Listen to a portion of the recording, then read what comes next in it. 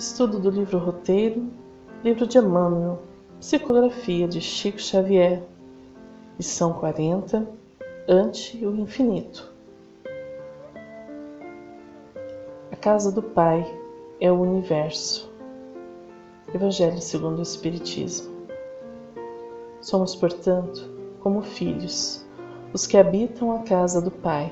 Nosso lar é o universo. Não nos cabe mais a visão limitada e tribal de outrora, onde caminhávamos movidos apenas por interesses particulares e, quando muito, dos nossos entes mais próximos. A visão maior, mais ampla, nos convida a uma nova forma de viver e, nesta lição, Emmanuel nos dá conselhos oportunos para a jornada eterna. Chama-nos a este novo viver, como moradores do universo, como filhos do Pai Celestial. Não nos cabe mais vivermos conforme nossos próprios interesses. Somos chamados a caminhar no bem, na moralidade, na justiça e principalmente no amor, onde quer que estejamos. Eis-nos assim, em nossa última lição do livro Roteiro, tendo um desfecho magnífico de uma jornada cheia de ensinamentos e reflexões. Este livro e toda a obra deixada por Chico Xavier merece nossa atenção, nosso estudo e, pela bondade divina, precisa adentrar em nossas vidas e corações, a fim de que vivamos sob esta nova perspectiva, ante o infinito. A leitura de um bom livro é um diálogo incessante.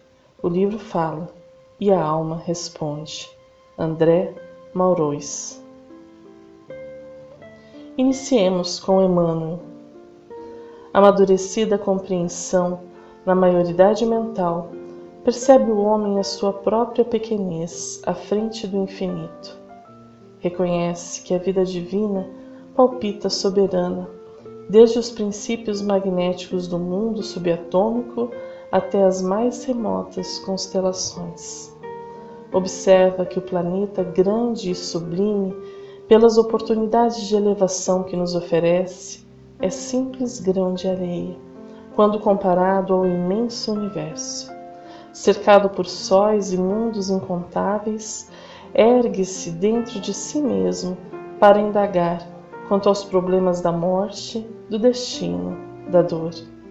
Suas perguntas silenciosas atravessam o espaço incomensurável em busca das eternas revelações. Vamos inverter a frase inicial para observar a sua riqueza. Para que nos saibamos pequenos diante do infinito, precisamos de algumas premissas ou pressupostos. Precisamos de maioridade mental, compreensão, amadurecimento. Se nossa percepção da vida ainda é tal qual a de uma criança, vou agir e pensar como tal. Serei o centro do universo, serei o detentor das atenções, e quando não o for, irei insurgir. Muitos espíritos que transitam pelo mundo ainda são crianças espirituais e, por isso, pela ausência da maioridade mental, não conseguem compreender o universo. Mas as vidas se sucedem e as experiências se multiplicam, trazendo a cada um de nós renovadas oportunidades de amadurecer. Assim como a planta possui os estágios de produção, da semente ao fruto, também nós precisamos de tempo para que determinadas ideias germinem em nosso ser e frutifiquem. Emmanuel também diz que, cercado por sóis e mundos incontáveis, ergue-se dentro de si mesmo. Há quanto tempo temos edificado construções a fim de nos fazermos imortais? Há quanto tempo temos nos preocupado com o mundo exterior, negligenciando as oportunidades de trabalhar nos sentimentos do nosso mundo íntimo? Eis então o homem que completou a maioridade mental, que amadureceu e que ergue-se dentro de si mesmo para descobrir o universo. sigamos em frente com a lição.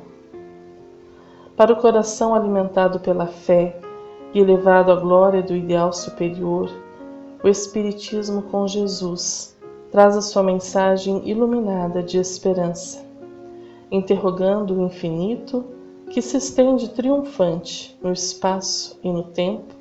Os homens ouvem a palavra dos vivos que os antecederam na grande viagem do túmulo, afirmando com imponente beleza: irmãos, a vida não cessa. Tudo é renovação e eternidade. Tanto quanto as leis cósmicas nos governam, a experiência física, indefectíveis leis morais, nos dirigem o espírito.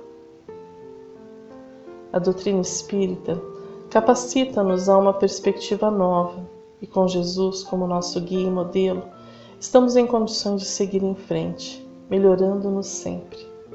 Não apenas o mundo se torna maior, eis que reconhecemos-nos como viajantes do universo, mas a vida assume novos contornos. Tudo é renovação e eternidade, nos diz o benfeitor. A vida continua, aqui ou acolá. Neste sentido, nos ensinam os Espíritos. O objetivo essencial do Espiritismo é o melhoramento dos homens. Não é preciso procurar nele senão o que pode ajudar no progresso moral e intelectual. Caminhemos um pouco mais com a lição, eis que agora, tal qual um professor que dá a sua aula de encerramento e dedica algum tempo a dar bons conselhos aos seus alunos, Emmanuel nos indicará caminhos. Abstende-vos do mal. Os compromissos da alma com os planos inferiores constituem aumento de densidade em seu veículo de manifestação. Nosso corpo espiritual, em qualquer parte, refletirá a luz ou a treva, o céu ou o inferno que trazemos em nós mesmos. Recordemos das palavras de Paulo aos Tessalonicenses: examinai tudo, retende o bem, abstende-vos de toda aparência do mal. Primeiro conselho: abstende-vos do mal. A matéria é a escola temporária do espírito e chegará o dia em que não mais necessitaremos dela para evoluir. Vejamos o texto da Revista Espírita de 1858. Características gerais: é nula a influenciação da matéria, absoluta superioridade intelectual e moral em relação aos espíritos de outras ordens. Trata-se da primeira classe, dos espíritos puros. Os espíritos puros percorreram todos os graus da escala e se despojaram de todas as impurezas da matéria, tendo atingido a suprema perfeição de que é suscetível a criatura. Não tem que passar por provas nem por expiações. Não mais sujeitos à reencarnação em corpos perecíveis, têm a vida eterna que se realiza no seio de Deus. Assim, o contrário da purificação é exatamente o que Emmanuel nos está explicando. Os compromissos da alma com os planos inferiores constituem aumento de densidade em seu veículo de manifestação. O que estamos refletindo? Hoje, o que eu refleti com minhas ações, palavras e pensamentos? Caminhemos para o segundo conselho. Cultivai a fraternidade e o bem, porque hoje e amanhã colheremos da própria sementeira. Além das fronteiras de sombra e cinza, onde se esfriam e se desintegram os derradeiros farrapos da carne, a vida continua, impondo-nos os resultados de nossas próprias ações. É também do próprio Emmanuel a frase: o bem que praticares em algum lugar é teu advogado em toda parte. Livro Vinhas de Luz. Também Paulo, quando escreve a carta aos Coríntios, diz que, assim, permanecem agora estes três: a fé, a esperança e o amor. O maior deles, porém, é o amor. Somos espíritos em caminho evolutivo. Ora acertamos, ora erramos. E quando erramos, necessitamos da benevolência alheia. É como uma família que necessita de uma poupança para quando surgem as emergências e despesas inesperadas. Não queremos praticar o mal, mas ainda o realizamos, ainda que sem intenção, fruto apenas de nossa ignorância. Eis então que o Pai Celestial nos concede este lenitivo, de lançar as pequeninas coisas boas que realizamos em nosso próprio favor, a fim de que retomemos a marcha evolutiva, lembrando-nos de que somos e para que estamos destinados. Apenas a fraternidade nos irmana, como nos ensinam os Espíritos. A máxima, fora da caridade não há salvação, consagra o princípio da igualdade perante Deus e da liberdade de consciência, tendo-a por norma, todos os homens são irmãos, qualquer que seja a maneira, porque adorem o Criador, eles se estendem as mãos e oram uns pelos outros. Evangelho segundo o Espiritismo, capítulo 15, item 8. Caminhemos para o terceiro conselho. Amai o trabalho e engrandecei-o. É por ele que a civilização se levanta, que a educação se realiza e que a nossa felicidade se perpetua. Na pátria das almas, chora amargamente o espírito que lhe esqueceu a riqueza oculta, olvidando que somente pelo serviço conseguimos desenvolver as nossas potencialidades de crescimento interior para a imortalidade. Deus criou-nos simples e ignorantes e nos concedeu a lei do trabalho para que, através dela, seguíssemos o nosso caminho evolutivo. Paulo, quando escreveu aos Colossenses, disse: tudo o que fizerem, façam de todo o coração, como para o Senhor, e não para os homens. Os antigos já percebiam tal diretriz e consta em seus ensinamentos. No livro de Gênesis, capítulo 3, versículo 19. No suor do teu rosto comerás o teu pão, até que te tornes a terra, porque dela foste tomado, porque és pó, e em pó te tornarás. Ou mesmo a célebre frase do cientista e inventor Thomas Edison: a genialidade é 1% inspiração e 99% transpiração. Ou ainda o filósofo Platão, que nos deixou o ensinamento: não há nada mais vergonhoso do que alguém ser honrado pela fama dos antepassados e não pelo merecimento próprio. Seja na religião, na ciência ou na filosofia, o trabalho é reconhecido. Que dirá no Espiritismo, que une essas três áreas do conhecimento humano? Caminhemos para o quarto conselho da lição. Aceitai o ato de servir e ajudar, não como castigo, mas sim como preciosa honra que o divino poder nos confere. Não vos inquietem no mundo o orgulho coroado de louros e o vício com a iniquidade, aparentemente vitoriosos. A justiça reina imperecível. Quem humilha os outros será humilhado pela própria consciência, e o Instituto Universal das Reencarnações funciona igualmente para todos, premiando os justos e corrigindo os culpados. Cada falta exige reparação, cada desequilíbrio reclama reajuste. Recordemos das palavras de Jesus, trazidas pelo Evangelho de Lucas. Qual é, com efeito, maior? Aquele que está à mesa ou aquele que serve? Não é o que está à mesa? Ora, quanto a mim, estou no meio de vós, no lugar daquele que serve. Precioso ensinamento do Mestre Jesus a Pedro e aos discípulos. Se alguém quer ser o primeiro, seja o último de todos e o servo de todos. Emmanuel comenta este versículo. Nos variados setores da experiência humana, encontramos as mais diversas criaturas a buscarem posições de destaque e postos de diretiva.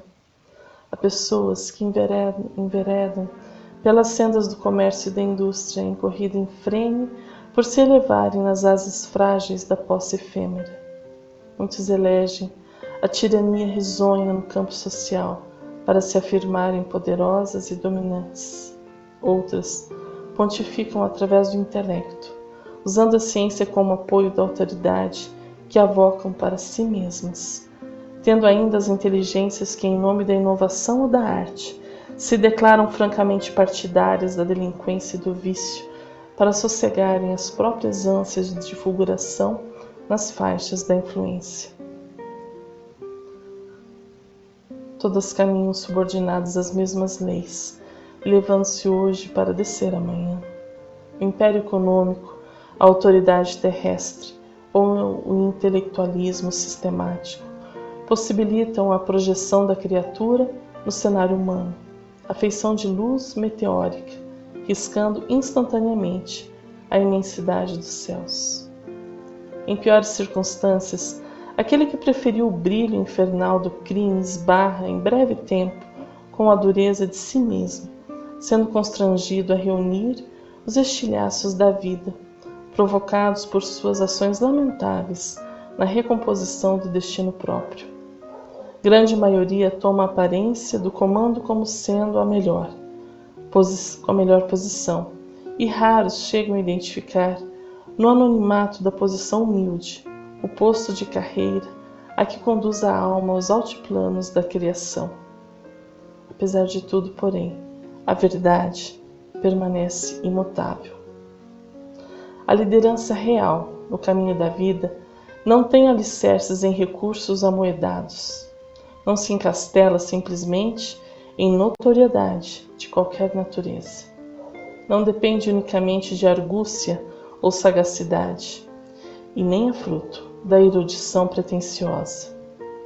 A chefia durável pertence aos que se ausentam de si mesmos, buscando semelhantes para servi-los, esquecendo as luzes transitórias da ribalta do mundo, renunciando à concretização de sonhos pessoais em favor das realizações coletivas, obedecendo aos estímulos e avisos da consciência. E por amar a todos sem reclamar amor para si, embora na condição de servo de todos, faça amado da vida, que nele concentra seus interesses fundamentais. Texto do livro O Espírito da Verdade. Caminhar, acreditando na justiça divina, é caminhar com serenidade, paciência e resignação, atribuindo ao tempo o encadeamento natural da vida e de todos. Somos convidados a mantermos o foco no trabalho, essencialmente no nosso trabalho e não no alheio. O mundo está cheio de críticos, porém, há escassez de trabalhadores. Sigamos em frente com o quinto conselho. Os padecimentos coletivos da sociedade humana constituem a redenção de séculos ensanguentados pela guerra e pela violência. As aflições individuais são remédios proveitosos à cura e refazimento das almas. Anexai os desejos do reino de vosso eu aos sábios desígnios do reino de Deus. O egoísmo e a vaidade nos encarceram na lama da terra. Lede as páginas vivas da natureza e buscai a vida sã e pura, usando a boa vontade para com todos. Simplificai vossos hábitos e reduzi as vossas necessidades. Neste sentido, falou Jesus, como nos diz o Evangelho de Mateus: escondestes estas coisas aos sábios e entendidos, e as revelaste aos pequeninos. Simplicidade. Eis o grande desafio dos nossos tempos em que reina o consumismo e a ostentação. Ser simples no vestir, no falar, no convívio, no desenvolvimento intelectual, na vida amorosa. Em tudo, a simplicidade é um facilitador para os corações que permitem sair do lamaçal, do egoísmo e da vaidade. Reduzir as necessidades. uma atitude que decorre da vida simples. Certa feita, Dalai Lama foi convidado para proferir uma palestra nos Estados Unidos. Caminhando no aeroporto e olhando as vitrines, e começou a sorrir. Alguns que o estavam acompanhando perguntaram se lhe interessava algum item, se queria algo. Eles poderiam lhe comprar. Ele sorriu e respondeu que sua felicidade decorria exatamente de certificar-se que ele não mais necessita de tantas as coisas. Nada queria. Precisamos de atenção para viver a vida.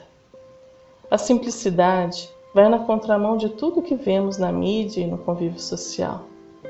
Será que realmente precisamos de tanto?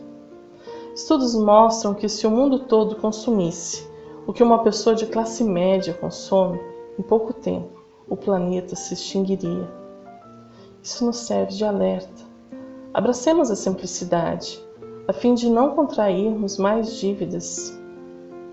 Por fim, o 7º conselho. Tende confiança. Sede benevolentes, instruí-vos, amai de esperar. Crescei no conhecimento e na virtude, para serdes mais fortes e mais úteis. Como diz a canção, andar com fé eu vou, que a fé não costuma falhar. Sigamos o roteiro da vida confiantes em Deus, em sua bondade e em sua justiça. Sejamos benevolentes com nossos irmãos que ainda não despertaram para a vida espiritual. Evangelizemos com nossa vida, demonstrando com atitudes o bem que o viver com o Cristo tem nos feito. Por fim, recordemos da lição aos espíritos do Evangelho segundo o Espiritismo.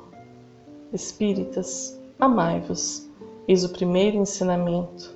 Instruí-vos, eis o segundo. Todas as verdades são encontradas no cristianismo. Os erros que nele criaram raiz são de origem humana.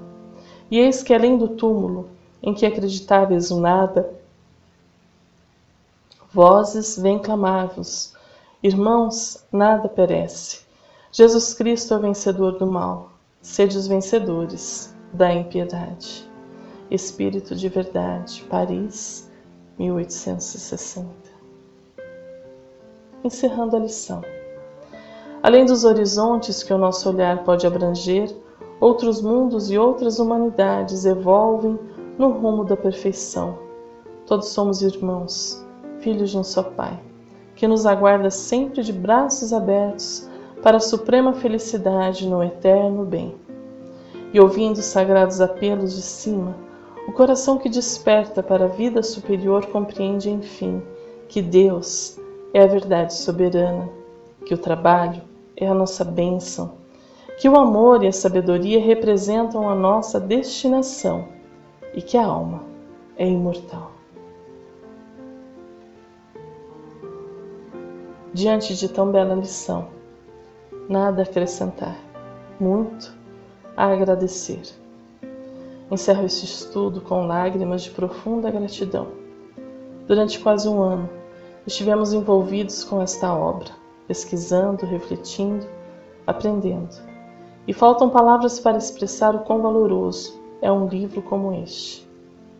Uma frase que nos levou a caminhos, uma citação que nos permitiu ampliar nosso conhecimento sobre os povos, a ciência, sobre nós mesmos. As lições também eram um roteiro, e ao buscar melhor compreendê-las, fomos sempre levados a caminhos belíssimos. Como nos diz o primeiro livro de Samuel, até aqui nos ajudou o Senhor. Obrigada, Pai de amor. Obrigada, Jesus, amigo inestimável. Obrigada, Emmanuel, amado professor. Obrigada, Chico, exemplo de luz. Seguiremos em frente, buscando novos estudos, novas fronteiras e algum dia, pela bondade divina, retornaremos a este amigo e conselheiro, o livro Roteiro. Obrigada a todos que nos acompanharam até aqui. Um fraterno abraço.